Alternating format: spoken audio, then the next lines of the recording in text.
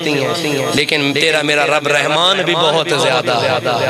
حدیث مبارکہ حضور علیہ السلام نے فرمایا بنی اسرائیل کا ایک عابد تھا، بڑا عبادت گزار، اس نے 60 سال عبادت کی اپنی گرجا گھر میں کھڑے ہو۔ ایک دن بارش ہوئی، ہر طرف سبزہ ہو گیا، وہ بندہ وہاں سے نکلا، اس نے کہا میں باہر جاتا ہوں، باہر جا کرنا ہریالی میں عبادت کرتا ہوں، اللہ کو یاد کرتا ہوں۔ حضور نے فرمایا وہ بندہ آیا، وہاں اسے ایک عورت دکھائی دی، عورت آئی، اس نے اس کے ساتھ بات چیت کی، حتیٰ کہ بات بہت بڑی، وہ زنا کر بیٹھا اس عورت کے ساتھ۔ جب زنا کیا وہ بے ہوش ہو گیا، اس کے بعد رکت تاری ہوئی، بے ہوش ہو گیا۔ جب اس کی آنکھ کھلی نا وہ گیا، اس نے تالاب میں غسل کیا، واپس لوٹا۔ جب آیا تو ایک مانگنے والا آ رہا تھا، اس نے اس سے کچھ سوال کیا، کھانے کو کچھ دو۔ اس بندے کے پاس 2 روٹیاں پڑی، کتنی جناب والا؟ اس نے کہا، اشارہ کیا یہ اٹھا کر لے جا، وہ بندہ اٹھا کر لے گیا۔ حضور نے فرمایا وہ بندہ فوت ہو گیا۔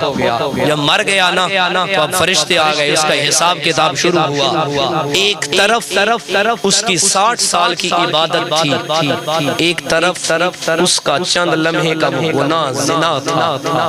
عمل تولا گیا، 60 سال کی عبادت کم ہو گئی، گناہ کا وزن زیادہ ہو گیا۔ 60 سال کی عبادت کم پڑ گئی، گناہ کا وزن زیادہ ہو گیا۔ صوفیاء نے یہ لکھا ہے کبھی بھی چھوٹے سے چھوٹے گناہ کو یہ سمجھ کر نہ کرو یہ تو چھوٹا ہے، اس سے کیا ہونا ہے۔ میرا رب چاہے تو وہ بڑے سے بڑے گناہ معاف کر سکتا ہے، اور چاہے تو چھوٹے چھوٹے پہ پکڑ بھی کر سکتا ہے۔ ہم کون ہوتے ہیں اس سے پوچھنے والے؟ حدیث مبارکہ حضور علیہ السلام نے ارشاد فرمایا پھر اب اس بندے کے 60 سال کے عمل تو گئے، ضائع ہو گئے، کیونکہ گناہ کا پلڑا بھاری ہو گیا۔ پھر وہ 2 روٹیاں لائی گئیں جو اس نے اللہ کی راہ میں صدقہ کی تھی۔ جب ایک جانب 2 روٹیوں کو رکھا گیا، دوسری جانب اس گناہ کے وزن کو رکھا گیا، پھر جب تولا گیا اب اللہ کی راہ میں ایک فقیر کو دینے والی روٹیوں کا وزن اور زیادہ ہو گیا۔ اللہ نے اسے جنت عطا